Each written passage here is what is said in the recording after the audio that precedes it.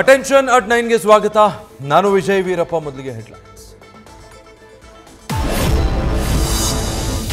ನಮ್ಮ ಮೆಟ್ರೋ ಹಳದಿ ಮಾರ್ಗ 3 ವಂದೇ ಭಾರತ್ ರೈಲುಗಳಿಗೆ ಚಾಲನೆ.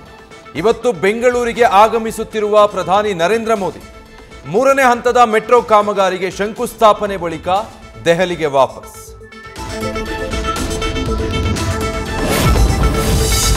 22 ರಾಜ್ಯಗಳಿಗೆ ಏಮ್ಸ್ ಮಂಜೂರು. ರಾಯಚೂರಿಗೆ ದ್ರೋಹ ಬಗೆದಿದ್ದೇಕೆ? ರೈತರ ಬೆನ್ನಿಗೆ ಬರೆ ಹಾಕಿದ್ಯಾಕೆ? ರಾಜ್ಯಕ್ಕಾಗಮಿಸುತ್ತಿರುವ ಪ್ರಧಾನಿಗೆ ಕಾಂಗ್ರೆಸ್ನ ಪಂಚ ಪ್ರಶ್ನೆ. ಇದು ಕನ್ನಡಿಗರ ಮನ್ ಕಿ ಬಾತ್ ಅಂತ ಲೇವಡಿ.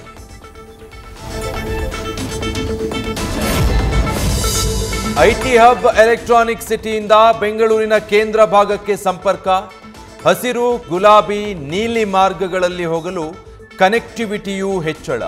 ಹಳದಿ ಮಾರ್ಗ ಮೆಟ್ರೋದಿಂದ ಬೆಂಗಳೂರಿಗರಿಗೆ ಹಲವು ಅನುಕೂಲ.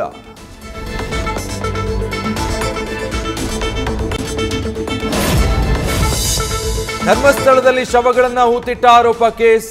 1995ರಿಂದ 2014ರ ಅವಧಿಯಲ್ಲಿ ಮರಣೋತ್ತರ ಪರೀಕ್ಷೆಗಳು ನಡೆಸಿರುವ ವೈದ್ಯರ ಲಿಸ್ಟ್. ಡಿ ಗ್ರೂಪ್ ನೌಕರರ ದಾಖಲೆಯೂ ಪರಿಶೀಲನೆ. ವಿಚಾರಣೆಗೆ ಹಾಜರಾಗುವಂತೆ ನೋಟಿಸ್ ಕೊಡೋಕೆ ಸಿದ್ಧತೆ.